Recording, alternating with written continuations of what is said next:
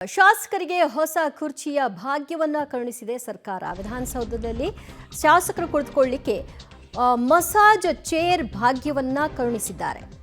ವಿಧಾನಸಭೆ ಲಾಂಜ್ನಲ್ಲಿ ಶಾಸಕರಿಗಾಗಿ massage chair ಸೌಲಭ್ಯವನ್ನ ಈಗ ಕಲ್ಪಿಸಲಾಗ್ತಾ ಇದೆ. ನಾಳೆಯಿಂದಲೇ ಶಾಸಕರಿಗೆ ವಿಧಾನಸೌಧದಲ್ಲಿ ಮಸಾಜ್ ಚೇರ್ಗಳು ಲಭ್ಯವಾಗುತ್ತೆ. ಶಾಸಕರಿಗೆ ಮಸಾಜ್ ಚೇರ್ ಭಾಗ್ಯವನ್ನ ಈ ಮೂಲಕವಾಗಿ ಸಿದ್ದರಾಮಯ್ಯ ಸರ್ಕಾರ ಕರುಣಿಸಿದೆ.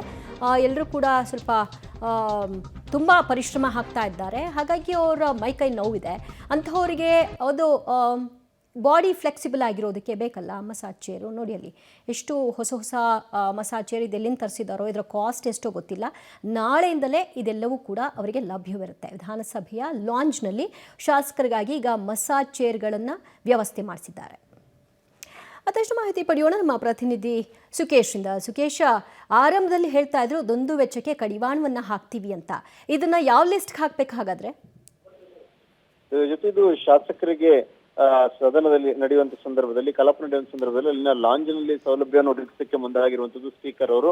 ಆದ್ರೆ ಆರಾಮದಾಯಕ ಕುರ್ಚಿಗಳು ಮತ್ತು ರೆಕ್ಲೈನ್ ಕುರ್ಚಿಗಳು ಕೂಡ, ಅಂದ್ರೆ ಮಸಾಜ್ ಮಾಡುವಂತ ಕುರ್ಚಿಗಳನ್ನು ಕೂಡ ಒಟ್ಟು ಸೇರಿ ತರಿಸಲಾಗಿರುವಂತದ್ದು. ಅಂದ್ರೆ ಸಹಜವಾಗಿ ಸರ್ಕಾರದ ಬೊಕ್ಕಸಕ್ಕೆ ಒಂದು ರೀತಿ ಹೊರೆ ಕೂಡ ಹೌದು, ಅದರಲ್ಲಿ ಯಾವುದೇ ಅನುಮಾನ ಇಲ್ಲ. ಆದ್ರೆ ಶಾಸಕರಿಗೆ ಸಂದರ್ಭದಲ್ಲಿ ವಿಶ್ರಾಂತಿ ಪಡೆಯಲಿಕ್ಕೆ ಅನುಕೂಲವಾಗಬೇಕು ಅನ್ನೋಂತ ಸ್ಪೀಕರ್ ಅವರ ಸೂಚನೆಯ ಮೇರೆಗೆ ವಿಧಾನಸಭೆಯ ಸಿಬ್ಬಂದಿಗಳು ಈ ಕುರ್ಚಿಗಳನ್ನ ಇವತ್ತು ತಂದಾಕಂದ್ರೆ ಇವತ್ತಿನ ಕಲಾಪ ಮುಗಿದ ನಂತರ ತಂದಿದ್ದಾರೆ.